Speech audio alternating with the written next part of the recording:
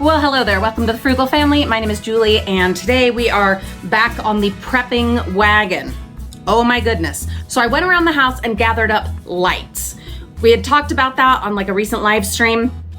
Different things that you should have like in your emergency stuff that's just for in the house. If a situation comes up and you're able to just shelter in place, the stuff that you should have there. And then we've also talked about your bug out bag, your 72-hour emergency kit that's either on wheels or in a backpack, some way that you can easily and quickly get it out of the house. Today's items that I have gathered from around the house, many of them dumpster salvage. You guys know we have a long history of dumpster diving and have saved many wonderful things that are definitely going to come in handy in this new prepping venture that we are on, trying to do it in as budget-friendly a way as possible and use things that we have found in the dumpsters also, whenever possible. So all of the lights that I have gathered, they make the most sense to have here at home in a shelter-in-place kind of a situation, which can happen. Many storm situations leave you sheltering in place. Now, of course, some of these would also translate into things you could take with you. For instance, the lighter, and there's flashlights, but most of them really just make more sense at home. For instance, the candles. So I have these 3 jar pillar candles. I think that's what they're called. And they are all dumpster salvaged. And I know candles are not like the #1 best way anymore because they have dangers of their own, place catching on fire, for instance, but they are a tried and true, old reliable. If you don't have batteries or a way to charge the rechargeable kinds of flashlights, you've got candles. But in order to use the candles, you have to have something to light them with. So along with those, definitely have a lighter close to them so that you're not having to hunt everywhere to find the lighter, to find the candles, to get them together. Either a lighter or matches, have those together. Another one that you will need a lighter for are the kerosene lamps. And this one has kerosene and a really nice wick. And so this one has a nice wick, but no kerosene. Doesn't do us any good without kerosene. And this one has kerosene and a wick, but the wick needs to be run through here again.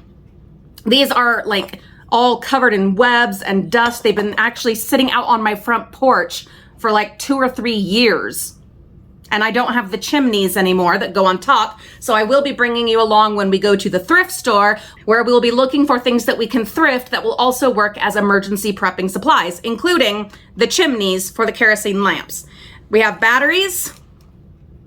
These are D batteries. I think we're also going to need some C batteries. These, unfortunately, we did have to buy. Same with the lighter. We did buy several lighters, but most everything here you will see is from the bins. I think actually, honestly, these are the only things that we've had to buy. And even for the kerosene lamps, I found, you're not going to believe this, but it's true, an actual bottle of kerosene for the lamps. Now I just gotta find it. I'm pretty sure it's under the sink. Either that or maybe with some like paint thinners and stuff that I have out in the shed. But I will find it. Stay tuned.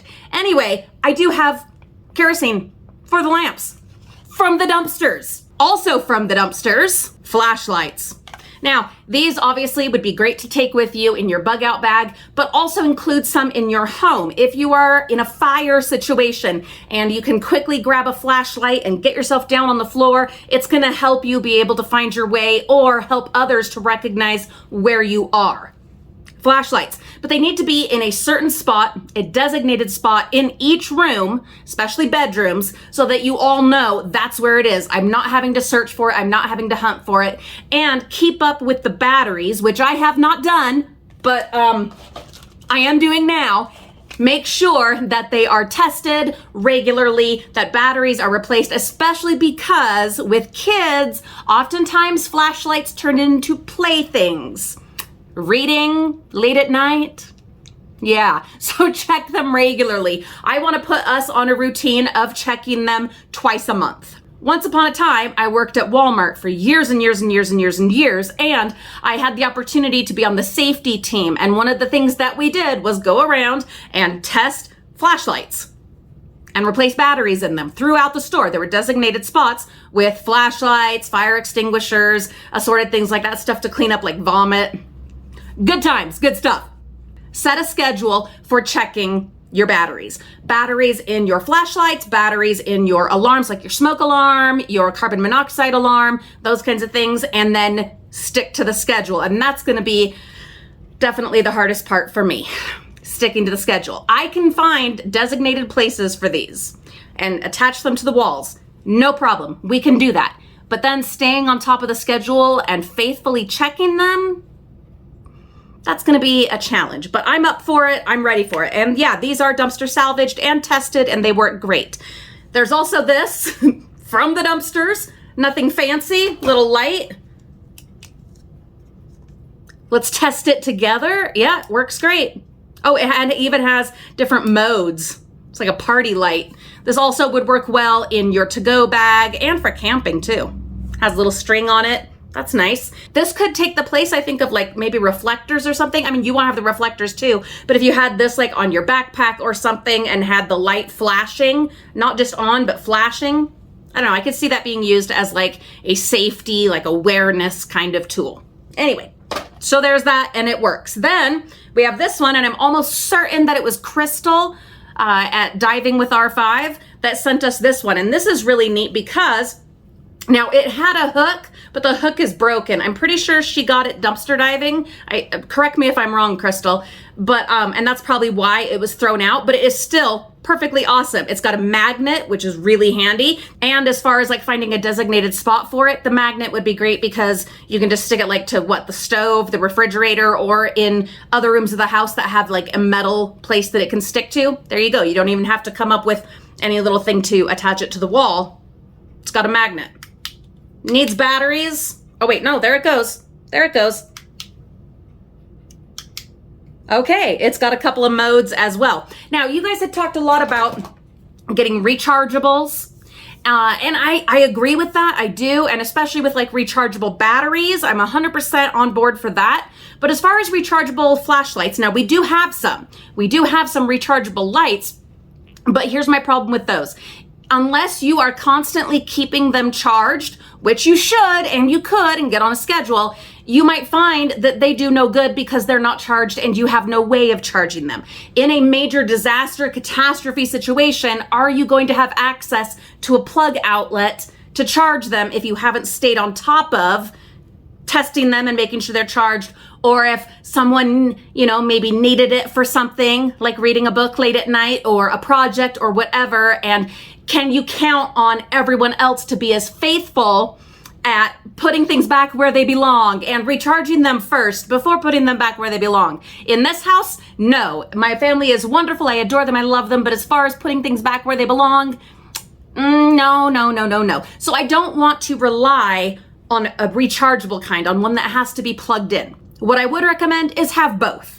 Definitely have both, because it would be great to have these, you know, rechargeable LED kinds of flashlights. That's great. But in order to really be prepared for anything that might come up, have the ones with the batteries as well, and then get rechargeable batteries to make yourself feel better about, you know, not wasting a lot of batteries, which I need to do. I admit that. You guys have been saying that to me for years. Get rechargeable batteries. And I know, and you're right. And the sticker shock, it's the price that always gets me. It's so silly. I know it is, because the cost of buying more batteries and more batteries is actually more expensive. And the more frugal and more environmentally friendly thing to do is to buy rechargeables. I just have to get over this like mental block that is stopping me. And it's ridiculous. It is ridiculous. So there's my confessional. I'm trying. We'll get there. Finally, I have little candles in buckets. These are Citronella candles. Some of you will remember I found an entire case, a whole big heavy case of these Citronella candles in cute little buckets. Yeah, the buckets are adorable. Once they're empty and we've used up the candle, we save the buckets, and we have done so many things with them. But anyway, brand new, whole case of them. And I think it would be wise to have some of these, not necessarily like this, okay? But the idea is to have things that will help you with bugs and stuff like that, which is my segue into what we will be talking about in our next prepping video, which is bugs. Anywhere that you live, there's going to be a different kinds of bugs. And if it's summertime where you are and the disaster happens and you're running away and you don't have some bug spray, you're gonna be in a world of trouble. But maybe you don't want bug spray. Did you know there are so many other options of things that you can have? Maybe you don't wanna be doing aerosols. Totally understand that. There are other options for bug repellents, and we'll be talking about those in our next prepping video, and of course using as many things as we can that we have salvaged from the dumpsters towards that end. So stay tuned. Thank you so much for coming along on today's From the Dumpsters Frugal Family Prepping video series. I have been Julie, you have been wonderful, and be safe out there. Be careful, be cautious, be aware, and be prepared. We'll see you soon.